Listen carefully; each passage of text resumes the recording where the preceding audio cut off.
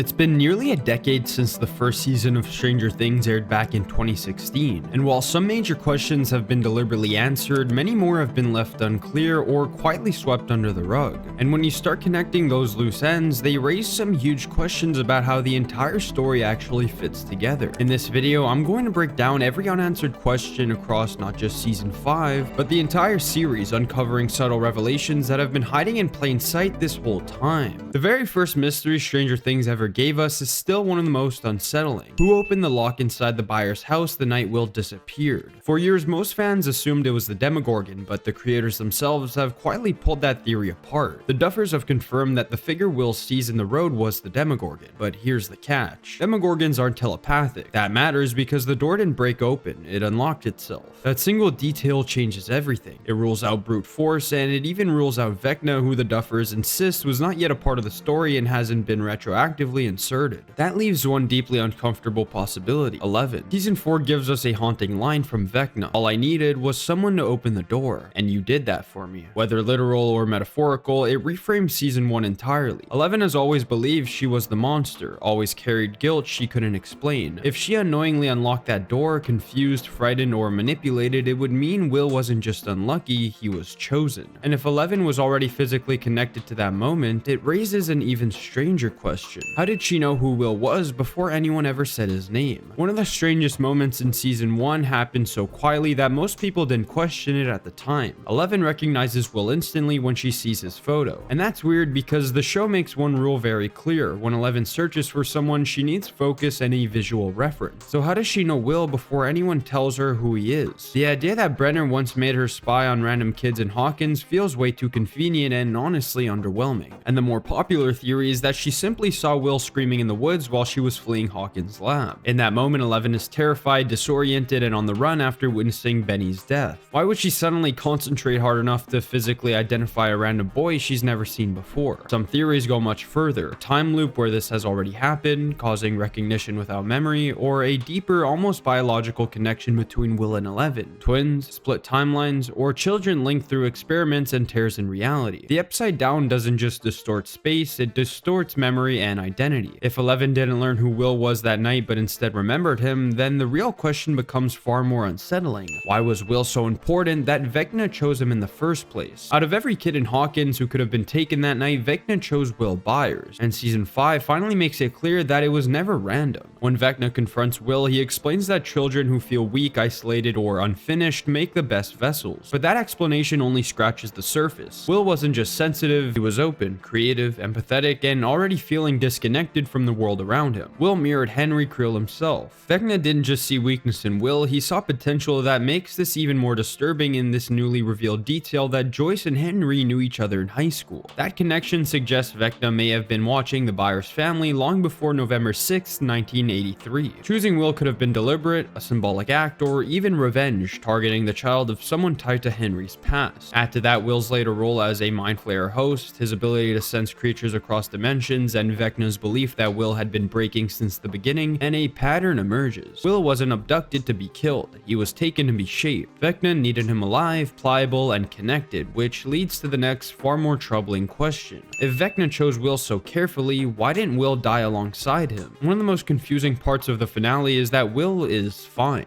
After everything we're told after seasons of establishing that Will is physically tethered to Vecna and the Mind Flayer, you'd expect their deaths to destroy him. Season 5 even doubles down on this connection by revealing that Will has his own psychic and telekinetic abilities, powers that can only fully activate when he's close to the hive mind. He can see through Vecna's eyes, he can influence his movements, he literally feels his pain. And yet when the Mind Flayer is obliterated, Vecna is impaled, and Joyce finishes him off with an axe, with Will barely reacting. On paper, that doesn't really make sense. One possible explanation is that Will was never a passive extension of the hive mind. He was becoming something separate. Vecna may have been using Will as a conduit, but in doing so, he unintentionally awakened Will's own power. By the time the final battle happens, Will isn't surviving despite Vecna's death. He's surviving because the connection has reversed. Killing Vecna doesn't kill Will, it frees him. Still, the show glosses over this emotional and physical fallout far too quickly, leaving a gap that feels accidental rather rather than intentional. And that gap becomes even more glaring when you realize something else. If Will walked away untouched, why did everyone else just walk away from the other thread of this season? Realistically, what the kids did should have ended their lives behind concrete walls. They ambushed active US military operations, sabotaged classified weapons, indirectly caused the deaths of federal soldiers, and interfered with a government quarantine that had Hawkins locked down for over a year. In any real-world scenario, that's not a slap on the wrist, that's life imprisonment buried under layers of national security law. And yet, once the Upside Down collapses, the military just leaves. No arrests, no interrogations, no cover story involving the kids themselves. The most believable explanation isn't mercy, it's containment. Duffers have hinted in interviews that the government's priority was never justice, but secrecy. 11 was the asset, Hawkins was the liability, and once 11 vanished during the explosion, the military lost both their leverage and their proof. Arresting a group of teenagers would only increase the risk of exposure, lawsuits, whistleblowers, and questions they couldn't answer, especially when their official explanation was a natural disaster. From their perspective, retreating was the cleanest option. No witnesses, no trials, no paper trail. But that raises an even darker implication. The government didn't forgive them, they abandoned them. And if that's true, it makes you wonder who else was quietly left behind, starting with the people we never see again. One of the eeriest things about the finale isn't what we see, it's who's suddenly missing. Max's mom is nowhere to be found, despite her daughter being in a coma for over 2 years. Then there's Robin and Vicky. An entire season carefully builds their relationship, awkward glances, shared moments, emotional vulnerability, only for the epilogue to quietly separate them with no explanation. That alone would be strange, but fans notice something else. Vicky briefly appears earlier in the chaos, standing in the background with a blank, shaken expression. Some theorize she panicked and tipped off the military, unintentionally sabotaging the group's plan out of fear. It would explain her silence, her absence, and why that storyline is never given closure. And finally, Murray. The last time we see him, he's being taken by the military alongside everyone else, and then he simply vanishes from the story. No resolution, no send-off. These missing threads all point to the same unsettling idea. The finale wasn't about tying things up, it was about closing the door on Hawkins, while leaving something much bigger wide open. Because once you strip away the characters, the real mystery left standing is this. What exactly is Dimension X? To understand Dimension X, you first have to rethink what a dimension actually is in the world of Stranger Things. It's not another planet, and it's not just a spooky alternate Hawkins, it's a layer of reality that exists alongside ours, governed by different rules of time, matter, and biology. In physics terms, a dimension isn't defined by size, but how reality behaves inside it. That's why the wormhole beneath Hawkins is so confusing. Traditional wormholes connect two distant points in time. This one doesn't. Instead, it punches vertically through reality, connecting parallel layers stacked on top of each other. Our world sits on one layer. The Upside Down is a corrupted reflection of that layer, frozen at the moment the gate opened in 1983. And beyond that reflection is Dimension X, the abyssal source realm. The reason it's hard to tell whether Dimension X is as large as the entire universe or just Hawkins is because the gate only stabilizes a localized overlap. We're not seeing the whole dimension, only the part leaking through the wound in reality centered on Hawkins. That's why everything keeps looping back there. The town isn't special by coincidence, it's the anchor point. And lurking at the center of that anchor, shaping and controlling everything within Dimension X, is the same presence we've been circling since Season 2. What exactly is the Mind Flayer? At its core, the Mind Flayer isn't just a monster, it's a system. The show increasingly frames it as a primordial intelligence native to Dimension X, something closer to a force of nature than a single being. Early on, it appears as a shadow or storm because it doesn't naturally exist in solid form. It needs hosts. That's why possession, vines, spores, and hive minds keep showing up. The Mind Flayer thinks in networks, not bodies. Vecna didn't create it, he learned how to interface with it. By Season 5, it's clear Vecna functions less like the Mind Flayer's master and more like its favored conduit, the one human capable of giving it focus, intent, and shape. That also explains a major finale complaint: lack of demogorgons in the abyss. They weren't missing, they were repurposed. Just like the rats and people in Season 3 were absorbed to build a physical body, the Mind Flayer appears to have broken down demogorgons, demodogs, and demobats into raw biomass to construct its massive new form. A cloud doesn't need matter, a god-sized body does. This version of the Mind Flayer isn't weaker, it's concentrated. Less scattered chaos, more singular purpose. And that purpose requires a physical anchor, which brings us to the strangest material of them all. Where does the stone infected with Mind Flayer particles actually come from? After the finale, several breakdowns point to the idea that the Mind Flayer originated deep within the Abyss long before Vecna ever existed. When Henry Creel encountered the strange stone as a child, it didn't just give him powers, it infected him. The particles rewired his mind and body, acting almost like a parasitic interface between a human host and a higher dimensional entity. One popular theory compares this to something like Venom, a fragment of a larger alien intelligence sent outward, possibly launched or expelled from the Abyss itself, landing in our world as a seed. Not an invasion force, but an invitation.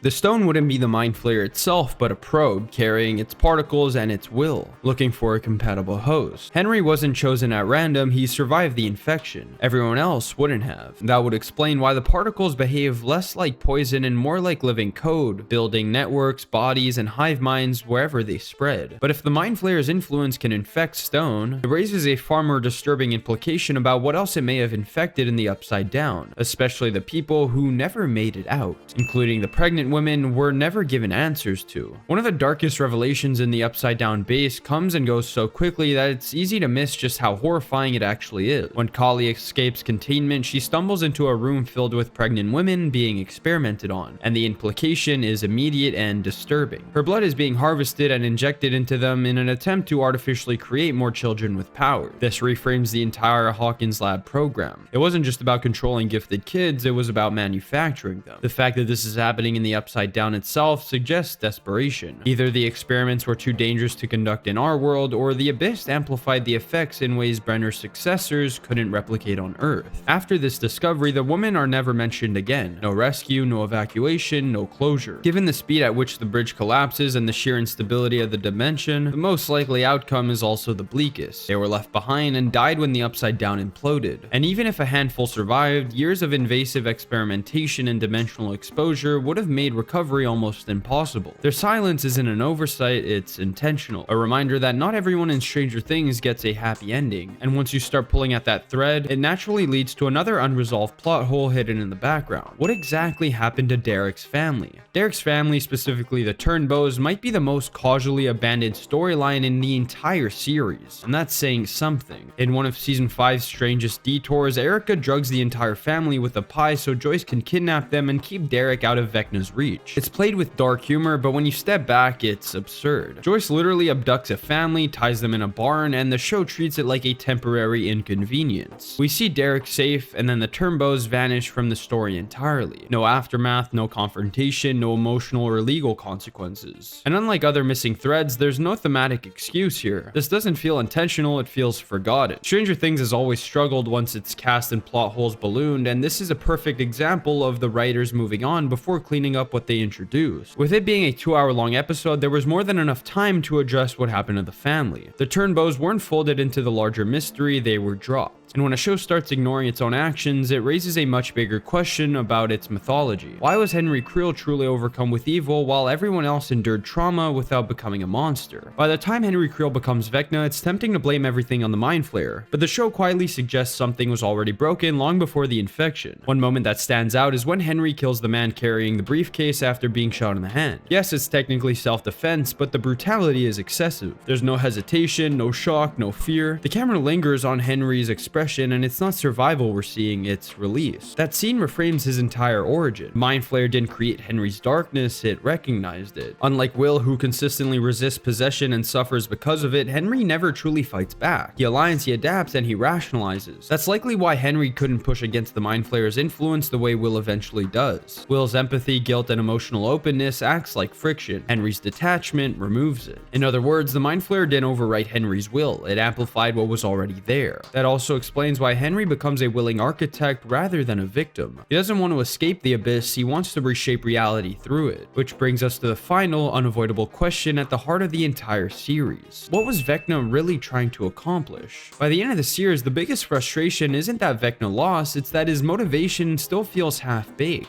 We're told in Season 5, Volume 2 that Vecna doesn't simply want to conquer the real world. Instead, he wants to merge it with the Abyss, using the Upside Down as a bridge, creating a brand new reality he can rule over. On paper, that sounds massive. In practice, it's messy. The show never clearly explains why this new world matters to him beyond vague ideas of control and rebirth. Is this about wiping out humanity, replacing it, ending suffering by reshaping existence? Or is the Mind Flayer simply the embodiment of evil with no deeper philosophy? The writers kinda seem unsure. Vecna talks about weakness, order, and transcendence, but those ideas never fully crystallize into a coherent endgame. Even the revelation that the Upside Down isn't his home, but a wormhole 11 accidentally created, feels more like a late-stage lore patch than a natural payoff. Everything escalates, worlds collapse, dimensions merge, and yet the why remains frustratingly abstract. That lack of clarity weakens Vecna's legacy as a villain, making him feel less like a tragic architect and more like a narrative device pushing the plot forward. And that same ambiguity bleeds straight into the final, most decisive mystery of them all. Did 11 actually survive? The writers have been very clear about one thing: 11's fate is intentionally left up to interpretation. The Duffers themselves have said there are two roads, one where she's gone and one where she survives, and the story allows viewers to choose which version they believe. But when you actually look at the details on screen, the evidence quietly leans towards 11 being alive. First, she uses her powers multiple times at the end, while frequency weapons for established kryptonite are actively being used. That alone shouldn't be possible. Even stranger, she communicates with Mike in the Void without getting a bloody nose, something the show has consistently used as a visual indicator of strain.